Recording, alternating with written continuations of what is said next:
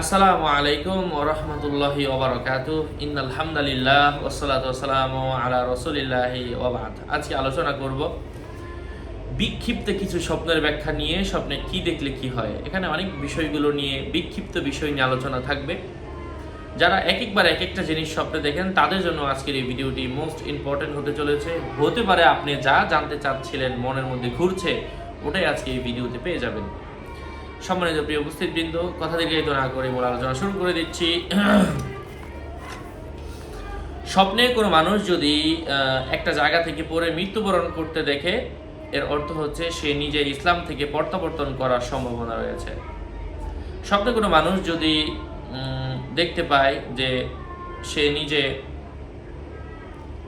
বিয়ে করেছে, এর অর্থ হচ্ছে সে নিজে ফিতনায় পতিত হওয়ার সম্ভাবনা রয়েছে। স্বপ্নে কোনো মানুষ যদি সমুদ্রের মধ্যে নৌকা ধ্বংস হয়ে যেতে দেখে, শত্রু তার কাছে হেরে যাবে, পরাজিত হবে, এমন কিছু বোঝায়। স্বপ্নে কোনো মানুষ যদি আকাশের মধ্যে বিমান উড়তে দেখে, এর অর্থ হচ্ছে সে কোথাও সফর করবে। অথবা স্বপ্নে কোনো মানুষ যদি বিমান দেখে, সে তার সাথী সঙ্গীদের মাধ্যমে সে নিজে উপকৃত হবে, এমন কিছু বুঝিয়ে থাকে। কোনো মানুষ যদি স্বপ্নে সম্পদের অধিকারী হতে দেখে, এর অর্থ হচ্ছে তার জীবনে উন্নতি হবে।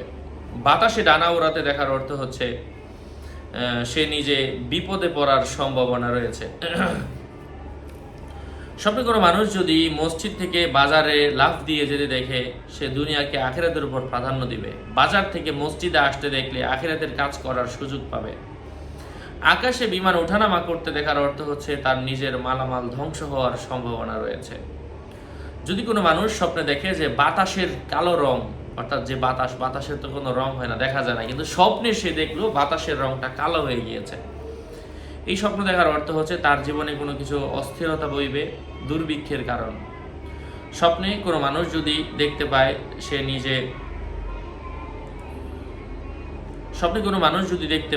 সে নিজে তওবা করছে, সে নিজে ধনী হবে, এমন কিছু বুঝিয়ে থাকে।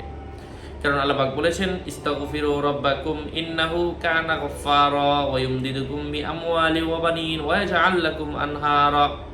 তোমরা আল্লাহর কাছে বেশি বেশি তাওবা করো, আল্লাহ পাক তোমাদেরকে ধন, সম্পদ, সন্তান বাড়িয়ে দিবেন।